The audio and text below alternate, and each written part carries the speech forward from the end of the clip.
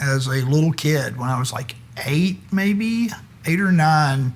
He came to Muscle Shoals the first time, I believe, to play on Donnie Fritz's record, which he's not credited on, but I'm pretty sure he plays harmonica on Prone to Lean. And because that was right, they were recording that right as Pat Garrett and Billy the Kid had just come out. And so they had all, made friends making that movie. And they drove from Malibu to Muscle Shoals in August in the dead of summer in like one of those big country squire station wagons with the wood panel sides and no air condition. And they get to Muscle Shoals and they had their oldest son, Jesse, with them, and who was a year older than me. And Jesse was bored. And so since I was the studio kid that was the closest age, they basically set up what nowadays they call a play date.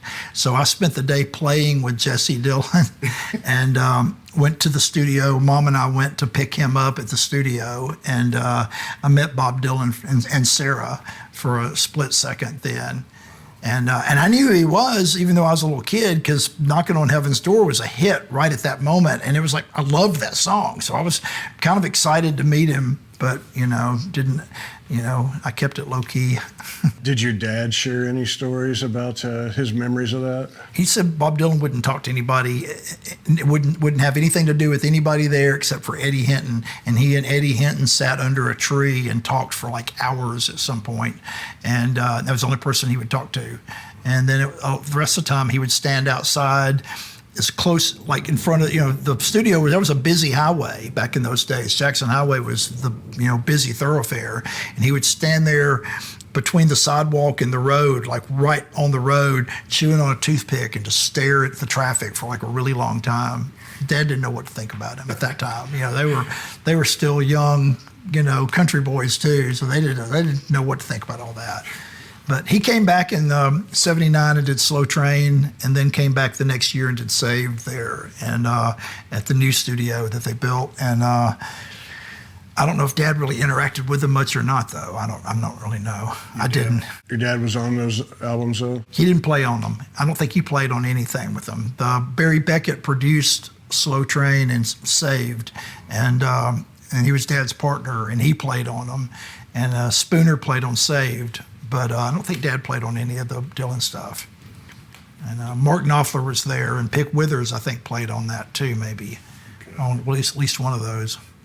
We got to open for him with Leon Russell in 2009, which if so, that's the same year as the Booker stuff. But we opened for Dylan at Merriweather Post Pavilion. And I didn't get to meet him. I met everyone in the band, and they were all lovely. But I didn't get to meet Mr. Dylan. How did that feel to get to? Oh, it was awesome, and he was great. I've seen him 3 times, and I've been lucky. I've loved all 3 of them. I know people, you don't sing the songs like they, whatever. But I don't go with expectations like that. It's like I thought it was great. I always had great bands, and it was always cool. I like it. I like a lot of eras. I'm very fond of Old Man Dylan. I really like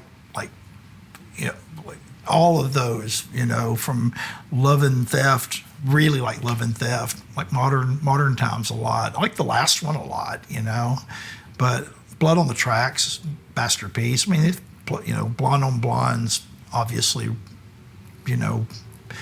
really ridiculously great. But I love the Basement Tape stuff. I love the kind of sillier, goofier side of his stuff. I really love. You said something about you like the Old Man Dylan, his voice changing. I love that he's in tune with himself enough to realize his voice will change as life goes on. Yeah. And he's willing to make a completely new instrument out of it. I love it. That's great. And when Cooley and I, the night we opened for him, Cooley and I went back out into the audience and watched pretty much this whole show.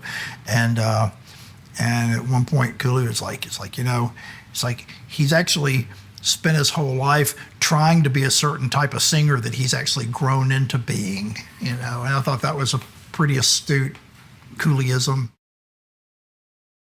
Seeing Tom Petty and the Heartbreakers in that god-awful movie FM when I was in 8th grade. Remember that movie? And they're in it, you know. They play Breakdown. And there's like the radio station like is promoting a Tom Petty and the Heartbreakers show. And there's a scene where you see them playing Breakdown. That song's cool. And I was like 8th grade, so I bought the record, the first album. So I go way back. I was an early fan.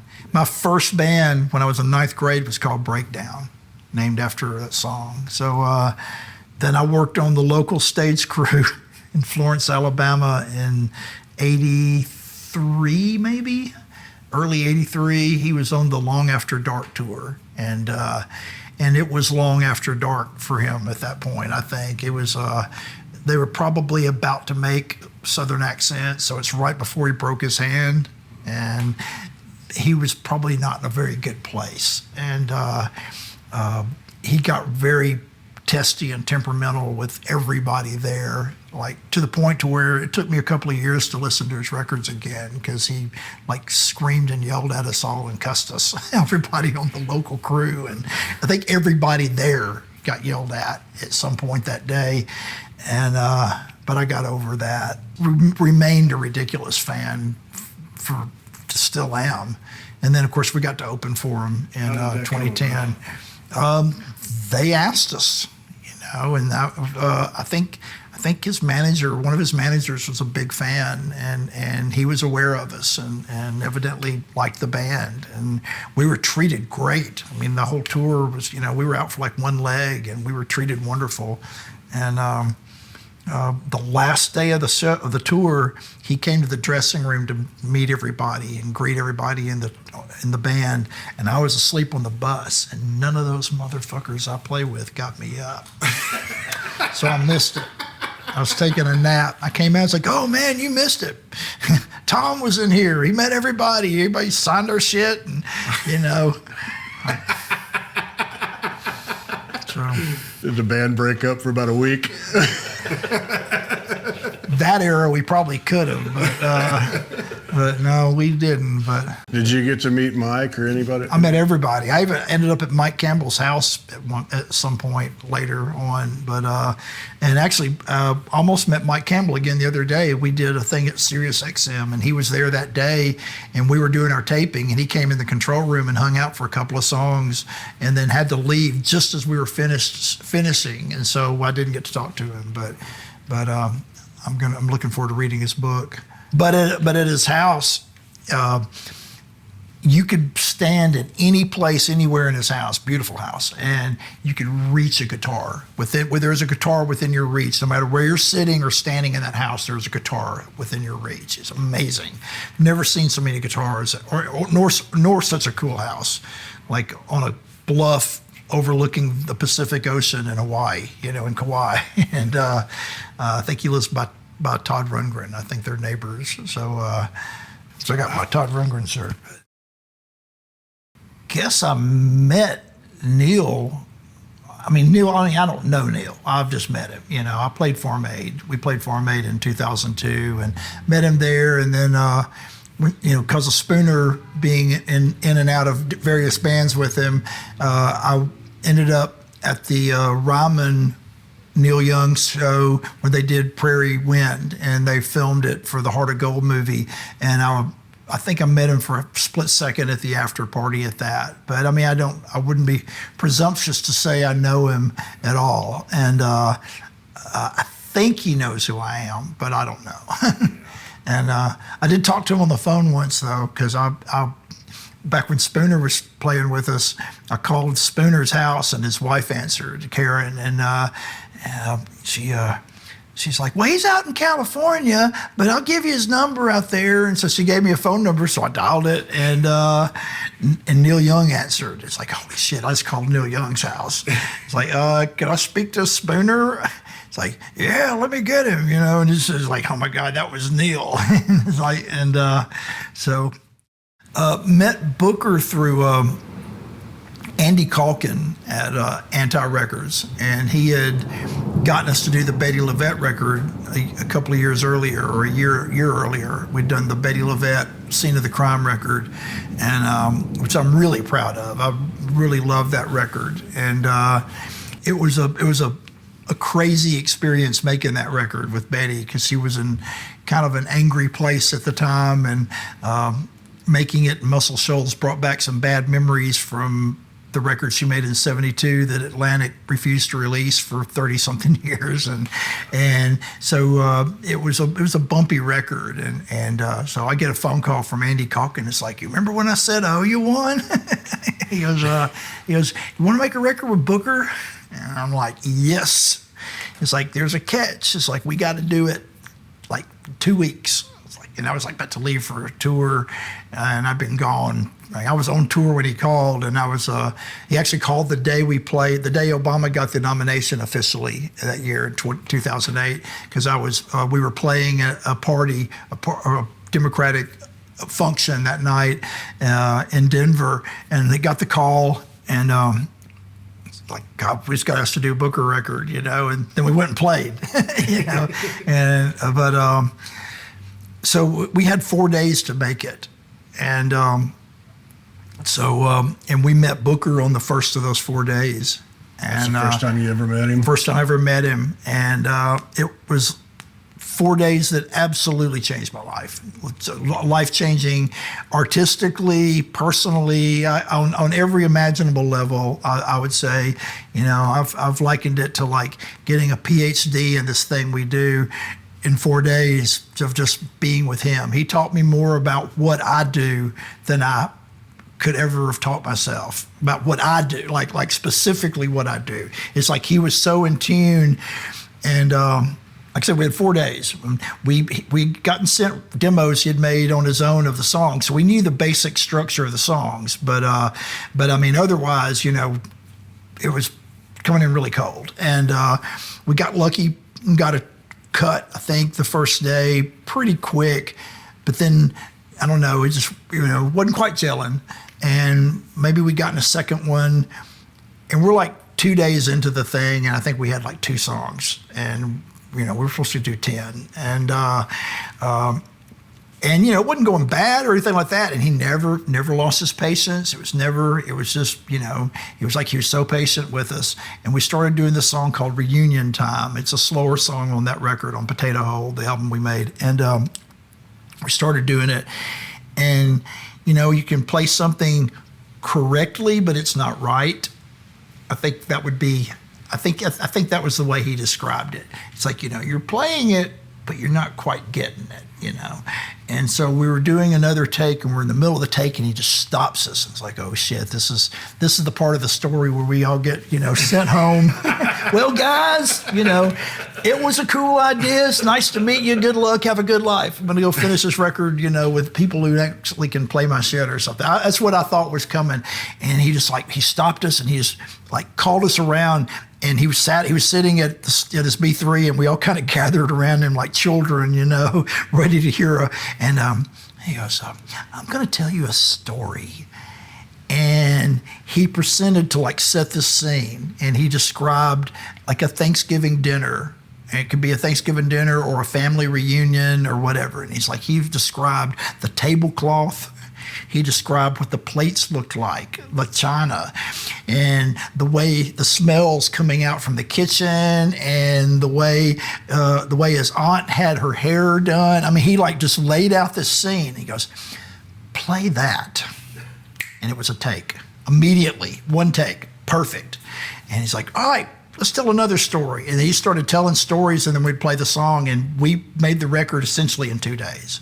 And many first or second takes and everything. And he told me later, the next time we hung out, went to Australia together to play together live, and then did Coachella. And he told us then, I started thinking about it. It's like, these guys can play. What's wrong? Why is it not happening? And it's like, then it dawned on me. It's like, they're a lyric band. They tell stories, and their songs have these lyrics, and they play what the stories tell. It's like method acting, which it is. And he's like, and my songs are instrumental, so I was depriving them of vital information they needed to play it right. And so once I told you the story, you played it right. And it's like, wow. I get telling the story, I about tear up. I mean, it was a profound thing for all of us. He's a giant. That's Booker T. Jones. Yeah, and he is a giant, and he is a genius. And that's, I don't care how overused that word can be. You could take away 99% of the people that get called that. He still gets called that, And the sweetest man ever. Just wonderful, wonderful human being.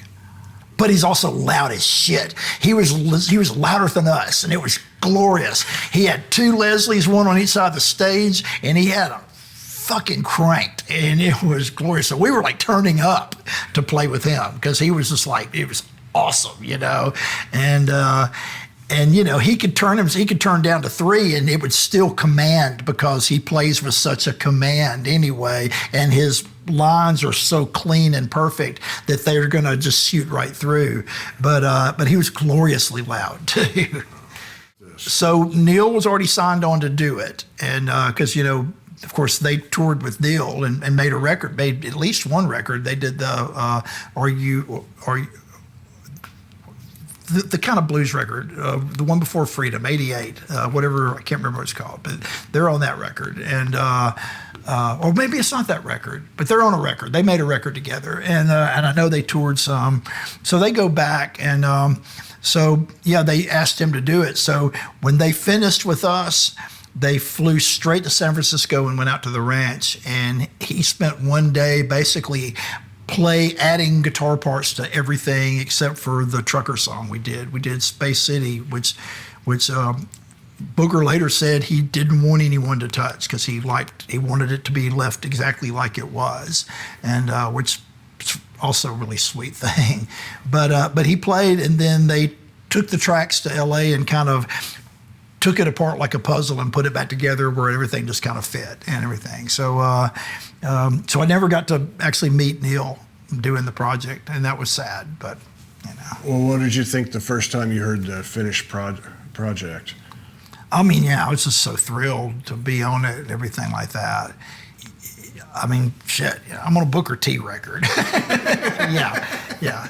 And the fact that he covered one of our songs is just kind of huge too, and it was Cooley's song Space City, which was the perfect song for it to be, and I was really happy to do that. And Cooley was almost emotional about it.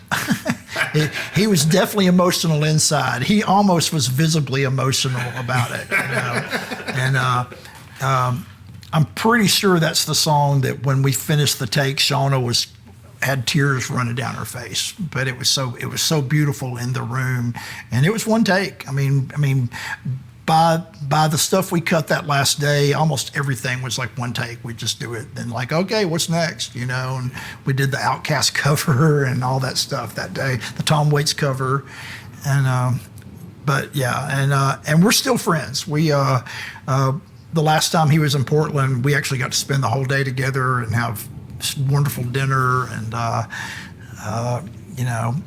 passed the Nan test. Nan's his wife, and she seems to like me, and I'm thankful for that, because it probably wouldn't have gone any further if she didn't. And because she's going to definitely keep a close eye. I played Madison Square Gardens for Pete Seeger's 90th birthday party, and I met him backstage there. Danny Clance, who's a dear friend and does a lot of his photography too. So I was standing around about to leave after the show, and Danny walked by, and something came up about Springsteen. And and he realized I hadn't talked to him or met him. It's like, You haven't met him, have you? It's like, no. And he's like, stand right there. Don't move. I'll be back in a minute. And then he disappears. And then about 5 minutes later, I see Bruce and Patty walking, just like leaving, walking, about to walk by with Danny talking. And just as they get right even with me, Danny's like, Bruce, have you met my friend Patterson? And so Bruce came over, and we had just done a tour the fall before with the Hold Steady, and Springsteen's a big Hold Steady fan, and he immediately came and shook my hand. He's like, it's like, you're friends with my band, and Hold Steady, and I'm like, oh yeah, good friends with them. And he's like, you tell them I said hi, It's like, I will. And and then Danny's like, can I get your picture? It's like, sure. And so we stand there, and of course, he's such a pro. He immediately turned on the $1 million Springsteen smile, and Danny clicks the picture, and then they're gone and they leave. Danny kind of turned around and goes, I'll send you that picture. And about a month later, I get the picture in the mail, and behind us was the big portrait picture at Madison Square Gardens of John Lennon. And I didn't notice it. I was just, standing there. But the way the picture's framed, it's Bruce, me, John Lennon's on the other side. And he wrote, Bruce, Patterson, and John. That's what Danny wrote on there. So, yeah, I'm a big Springsteen fan. Huge fan. I was in 6th grade when Born to Run came out, and I loved it. But Darkness, which was right before I started high school, is the one that really got me. That wasn't just a record I loved. That was a record that was, life-changing record. And I'm not even sure what exactly spoke so much to me about it, except something, beyond loving the songs, there's something personal about it to me that I'm not sure exactly how to explain. But but I really loved that, and then The River is probably my very favorite, and that's when I first saw him, was the River tour. I ran away from home to go because my parents wouldn't give me permission to go. So like, fuck that, I'm not gonna miss it. And it was 4.5 hours away, and went, and to this day it's my favorite concert ever. So no regrets. The back half, the just super dark back half of The River, that's the shit. Drive All Night, and Wreck on the Highway, and the Price You Pay. Whew, man, some good shit. Truly. Did you have any interactions with Pete Seeger at that party? I met him. It was lovely, and then I played his festival a year or two later also. Maybe a year before he passed away. And I got to meet Chris Christopherson at that. But yeah, I didn't, it was very just nice to meet you interactions. Yeah. And you said the second time you met him, was on Broadway. Springsteen was on Broadway. Yeah. What did you think of that? Incredible. I cried pretty much through it. Yeah. And like I said, I get weepy, but it was, we showed up and we went to get our tickets, and as we got our tickets at Will Call, and was walking away, and someone stopped me, and it's like, Patterson, and it's like when the show's over, stay in your seat and I'll come get you. Springsteen wants to talk to you. And I started crying. I was with Christine, who's one of our managers, and they had bought me my ticket as a Christmas present. Like, you're not going to do that the whole time, are you? It's like, probably. That's freaking beautiful, man. Yeah. Yep. That's my Springsteen story.